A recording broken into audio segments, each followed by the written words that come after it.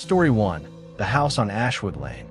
They say moving into a new house is supposed to be exciting, a fresh start. For me, it was the beginning of something I still can't explain, something that followed me long after I left that place. This is the story of the house on Ashwood Lane. I thought I was alone there. I was wrong.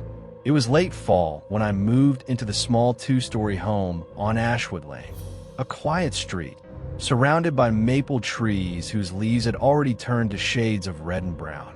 The rent was cheap, too cheap. The kind of deal that makes you think something's wrong, but you convince yourself it's fine because your savings are running out. The realtor was polite but distant. When she handed me the keys, she said something odd. "You'll love the space," she smiled. "Just don't leave the back door open at night." I laughed, thinking she meant raccoons. But her face didn't change. She was serious. The first night was quiet.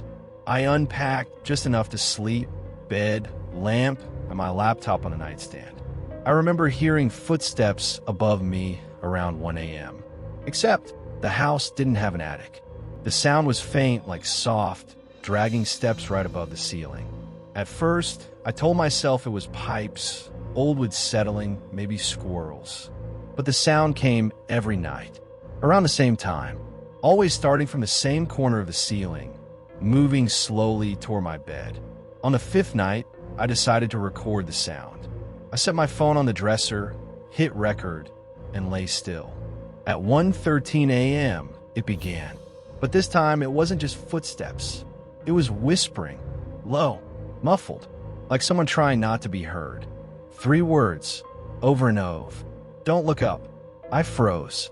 My breathing went shallow. I didn't sleep that night. The next morning, I convinced myself I was just overtired. Work had been stressful. Maybe my mind was playing tricks. That night, I stayed up late in the living room, watching TV. Around midnight, I got up to use the bathroom. The hallway was pitch dark. The only light came from the bathroom mirror, a small night light I had plugged in. When I stepped inside, I saw something that made my chest lock up. In the mirror, behind me, was a tall shadow, pitch black, featureless. It was standing in the hallway, motionless. I turned around instantly. Nothing, just empty space. But when I looked back at the mirror, it was closer. I stumbled out, slammed the bathroom door, and slept in my car that night. The next morning, my neighbor, an older woman, saw me sitting in the car. She walked up slowly, holding a cup of coffee. "First week's the hardest," she said quietly. I asked what she meant. She looked at the house, then back at me. "You hear it too, don't you?" She told me no one had stayed longer than a month in that house. Every tenant heard noises. Some saw things, and all of them mentioned the same whisper. "Don't look up." Apparently, the house had been vacant for years after the last owner, a single man, vanished without a trace. Police found his belongings untouched. His bed was unmade, and there were footprints in the dust leading up the wall to the ceiling. That night, I played back the audio recording from earlier in the week. The file was longer than I remembered, almost 30 minutes. The first few were normal, ambient creaks, the sound of me turning in bed. Then came the footsteps, and then a voice. But it wasn't whispering this time. It was clear. "Mail. You're in my room." I dropped the phone. The screen cracked. I deleted the file. But the next night, I woke up to my phone recording on its own. When I checked the audio the next morning, all I heard was heavy breathing and my own voice saying, "Don't look up." 2 weeks later, I decided to inspect the ceiling. There was no attic, or so I thought. But in the hallway, I found a small square panel barely visible against the white paint. I grabbed a chair, climbed up, and pushed it open. A rush of cold, stale air hit my face. Inside, the space was narrow, dark, the kind of space you'd never think to look. I pointed my phone flashlight inside. There were scratch marks everywhere, hundreds of them, and something else, a folded piece of paper tucked between the rafters. I reached up and pulled it out. It was a photograph, a man standing in that very hallway. Except in the photo, someone was behind him, a tall black shadow its hand on his shoulder. The date on the back read November 12th, 2015, the day the last tenant disappeared. The final night I spent there, I barely slept. Every sound made my skin crawl. At 2:14 a.m., I heard the hatch creak open. I froze, staring up at the ceiling. Something was moving, slowly lowering itself down. The air went cold, unnaturally cold. And then, for the first time, I saw it clearly. A shape, tall, pitch black, with long, bent limbs and a face that looked like it had been stretched too thin. Its mouth opened impossibly wide, and from it came that same whisper, "Don't look up." I ran, straight out the door, into the freezing night. I didn't stop until I reached the neighbor's porch. When the police arrived hours later, they found the hatch still open, and inside, a single handprint on the ceiling, upside down. I left everything behind that night. The house still stands on Ashwood Lane. The for rent sign is back up now. If you ever see it listed, whatever you do, don't look up. Story 2, the house with the locked room. When I moved into my uncle's old house, I thought I'd finally caught a break. No rent, no donuts, just me and 4 creaky walls I could call my own.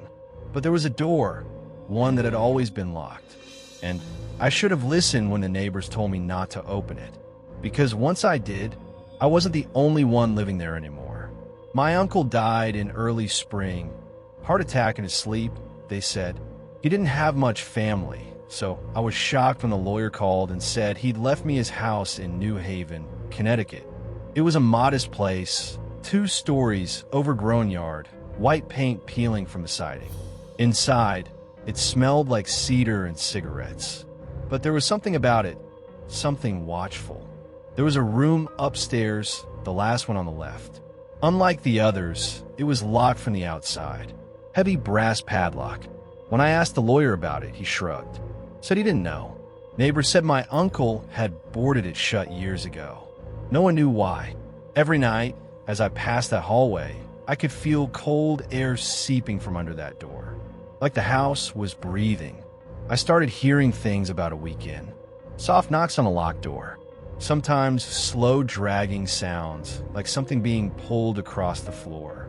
I thought it was just old pipes or mice. Until one night, the knocking came from inside my bedroom wall. I pressed my ear against it and froze. There was a voice. "Let me out."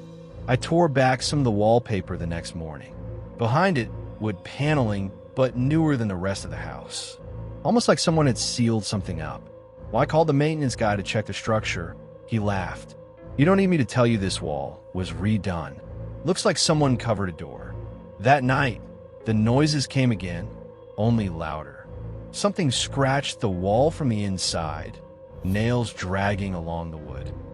Then, just as I was about to call the cops, the scratching stopped, and the padlocked door at the end of the hallway clicked open. I didn't want to look. Every instinct told me to get out, but I had to know. Inside the room was nothing but dust and cobwebs. Except for one thing, a rocking chair in the middle, gently moving back and forth. When I stepped inside, the air turned cold, and on the far wall, scratched into the plaster, were words written over and over again. "She won't stay quiet." There was an old box in the closet with VHS tapes and cassette reels. One tape had my uncle's handwriting, "Play only if necessary." I hit play. His voice came through, trembling. "If you're hearing this, it means she's awake again." I tried to keep her quiet. I bricked the door.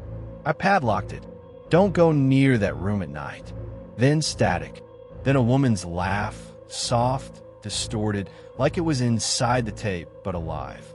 That night, I heard her again, whispering my name. The rocking chair creaked upstairs, even though I was standing right next to it. I turned the corner and froze. There, in the reflection of the window, I saw her.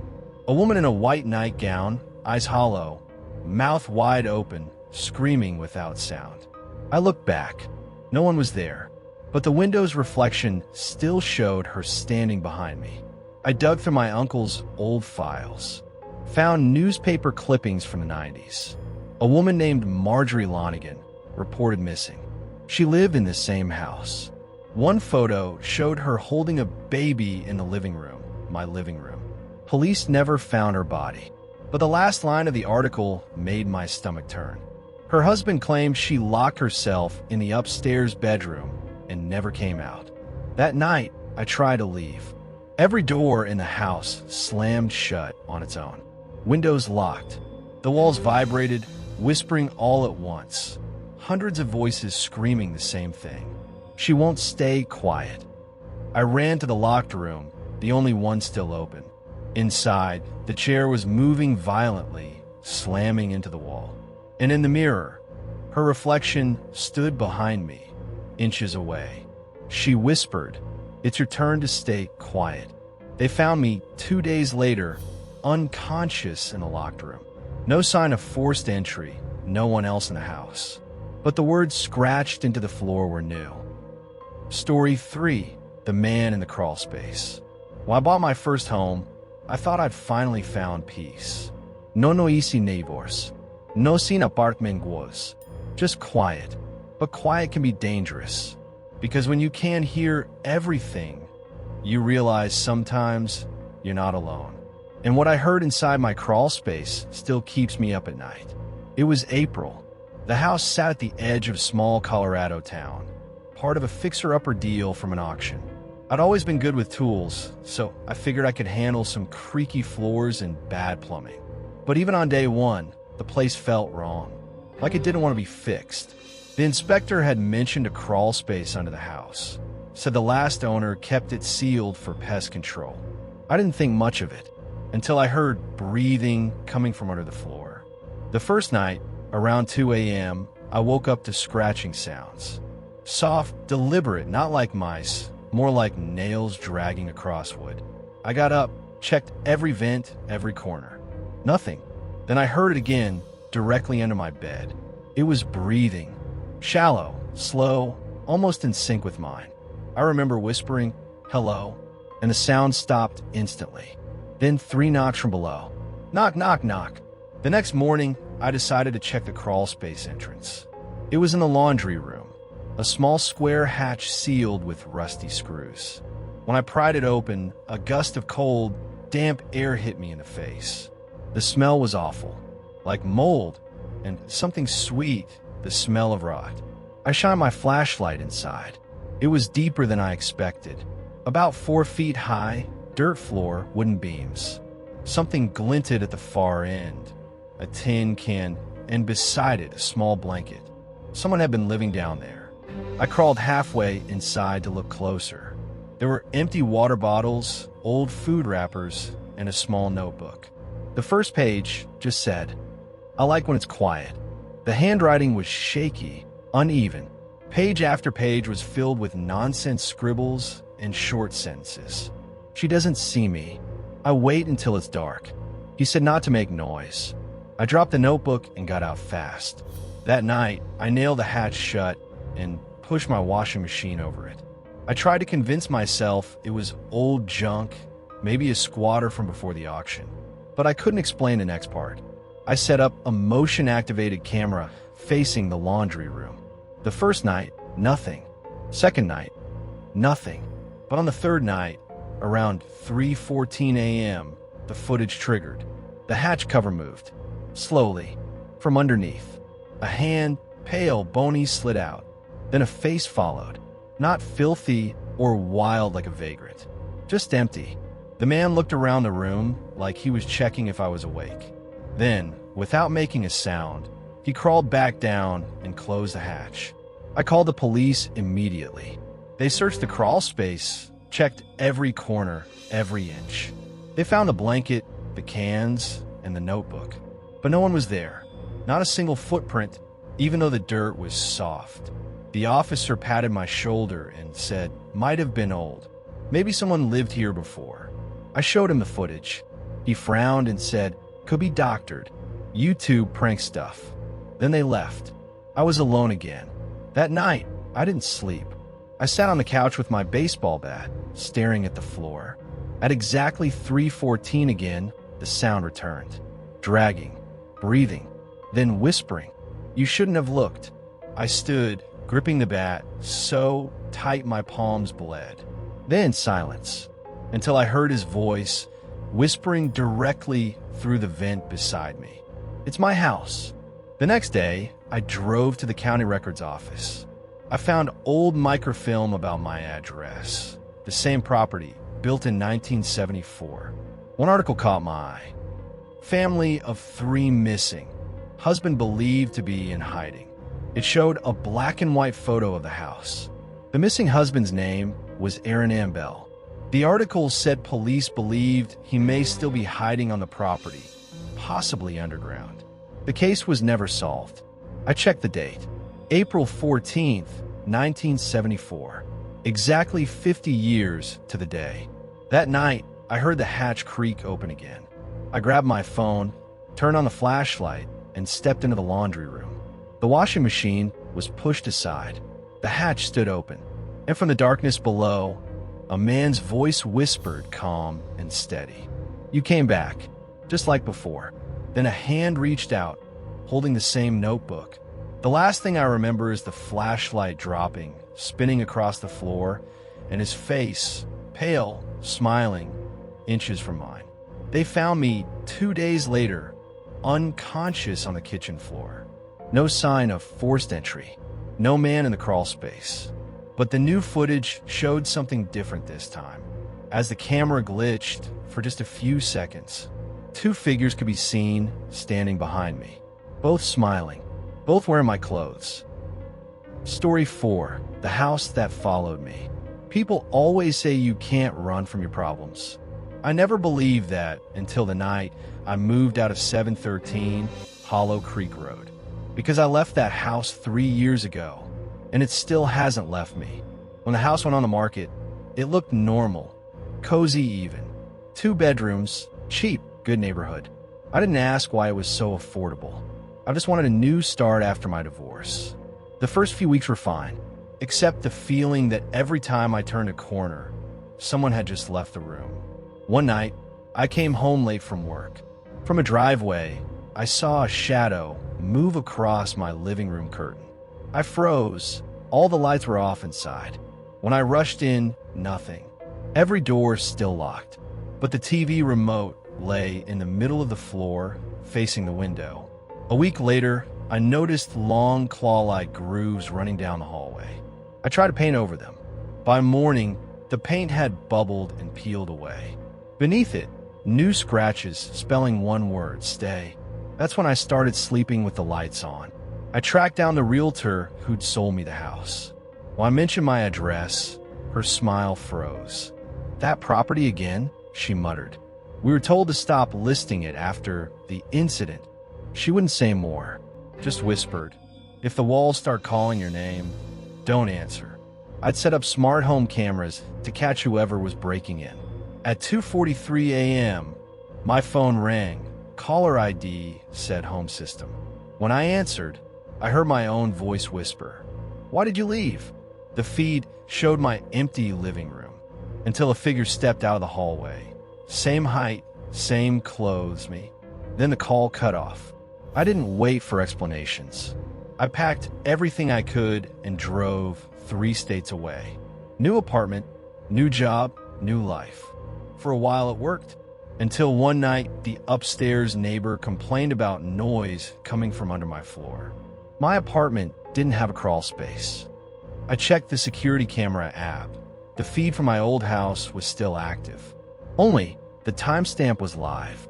The camera was on, broadcasting now. In the frame, I saw boxes stacked exactly like the ones in my current living room, and a door, identical to my new apartment's, slowly opening. Each night, more of the old house appeared. First the smell of cedar, then the groan of its staircase, though I lived in a 1-floor unit. Pictures on my wall rearranged themselves into the layout of 713 Hollow Creek. It was rebuilding itself around me. I shouted into the dark, "What do you want?" The whispers stopped. A single voice, deep, echoing through every vent, answered, "I want you to come back inside." The floor split open, revealing hardwood beneath, then the old crawl space hatch from my first house. Something climbed out. Not a ghost, not quite human, a shape made of walls and dust and memory. It looked like me. When I woke up, I was lying in a familiar room.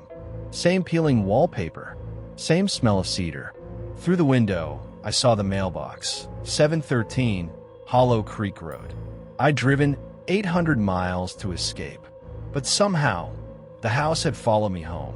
They can tear down a building, but you can't tear down what lives inside it. And now, it's living inside me. If you ever move into a dream home, just remember, some dreams don't let you wake up. Like, comment, and subscribe before something in your house hears you.